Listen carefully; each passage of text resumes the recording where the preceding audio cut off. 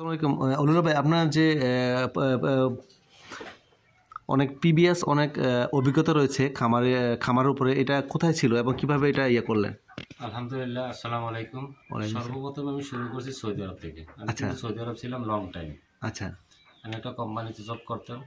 কোম্পানির বিভিন্ন সাইট ছিল এবং সাথে আপনার গরুর ফার্ম ছিল, মুরগির ফার্ম ছিল, বা এমনি টেক্সটাইল জব ছিল, আচ্ছা, এয়ারপোর্টে জব ছিল, হসপিটালে জব ছিল।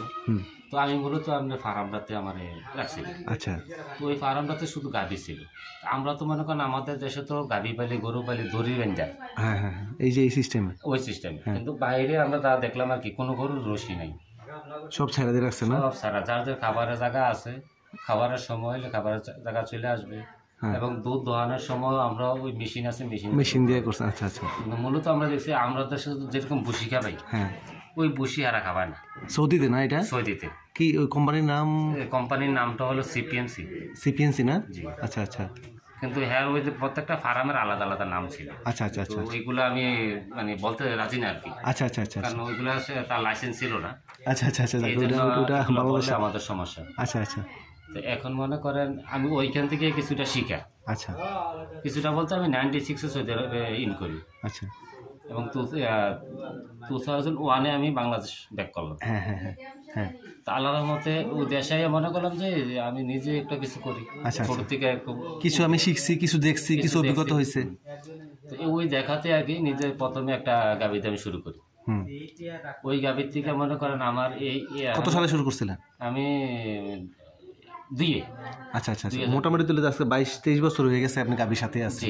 আচ্ছা, অনেক বড় অভিজ্ঞতা, দেশে বাইরেও ছিল। হ্যাঁ, তারপরে মনে করেন এর থেকে আমার কিন্তু পরিবার থেকে কিন্তু এরকম কেউ সাপোর্ট দেয় না, আমি নিজেই সব। আচ্ছা আচ্ছা, যেমন আমার ওয়াইফ না, এরা এগুলোতে ইন্টারেস্ট না।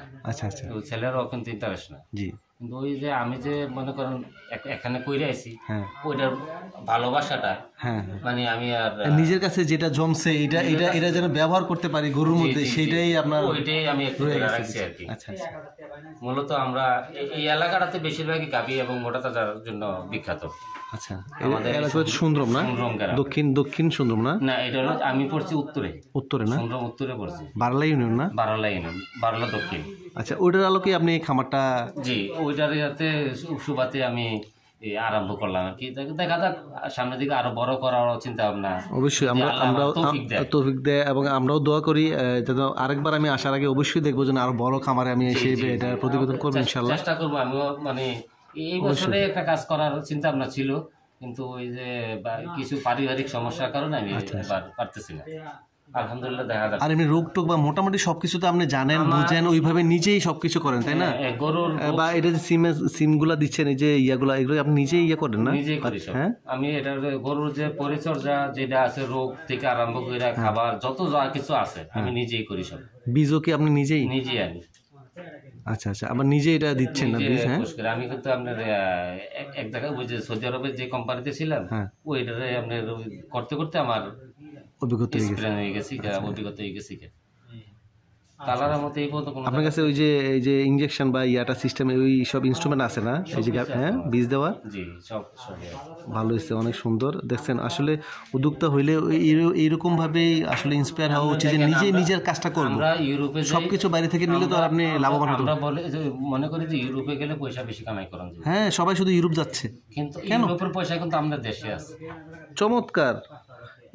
এই ধরনের আসলে নিজে যদি আপনি সবকিছু না করেন তাহলে হবে না। দেখেন, পাশাপাশি এই যে মনে করেন আমি কয়েকটা গরু আছে, আরো আছে, এই কয়টা গরু কিন্তু আমার সীমাবদ্ধ না।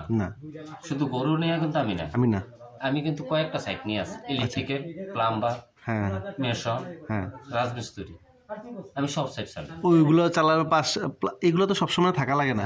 3 বেলা খাবার।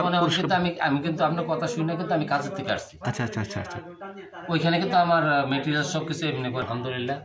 তবে এই খামার করতে গিয়ে আমি কোনো কারো কাছ থেকে কোনো সহযোগিতা নেইনি, এবং কারো কাছ থেকে কোনো সহযোগিতা পাইও নেই। আচ্ছা আচ্ছা, যতটুকু সহযোগিতা পাইছে আমার ফ্যামিলির থেকে, নিজেই সবকিছু, নিজে সবকিছু। চমৎকার। গাভী পালনে যে উদ্যোগটা নিয়েছেন এবং এত বছর ধরে চালিয়ে আসছেন এবং আছেন, ইনশাল্লাহ আমরাও আপনার পাশে থাকার চেষ্টা করব। দর্শকরা অবশ্যই ওনার যে সৎ পরামর্শগুলো দিচ্ছে, সবগুলো পরামর্শ জেনে শুনে বুঝে এবং যদি প্রয়োজন হয় অবশ্যই আমি ওনার সাথে লোকেশন করব, কখনো দেখা হলে বা ওনার সাথে আপনার পরামর্শ নিয়ে খামার করবেন। না জেনে না বুঝে কেউ খামার করবেন না, অযথা টাকা লস করবেন। 10 লক্ষ আপনি দুইটা গরু কিনে নিলেন 5 লাখ করে 10 লাখ দেয়, কোনো লাভ হবে না।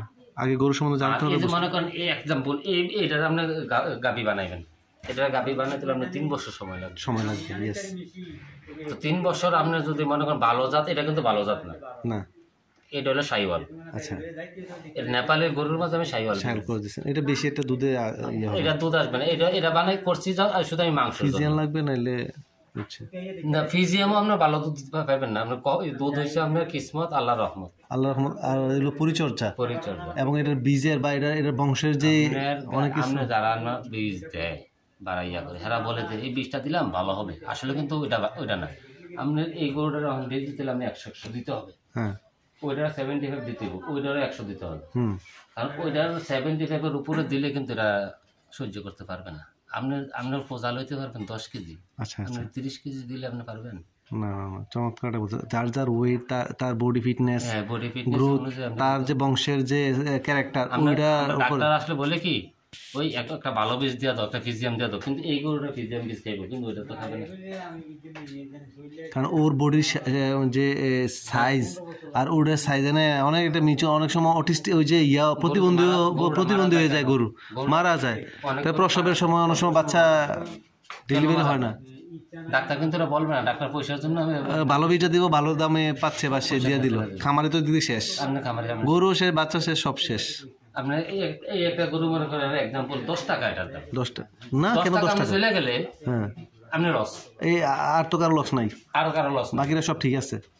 এই জিনিসটা খেয়াল রেখে আসলে খামার করা উচিত। বেটা দেমু তো খানা, তাই নাম খানা দেন খানা দেন।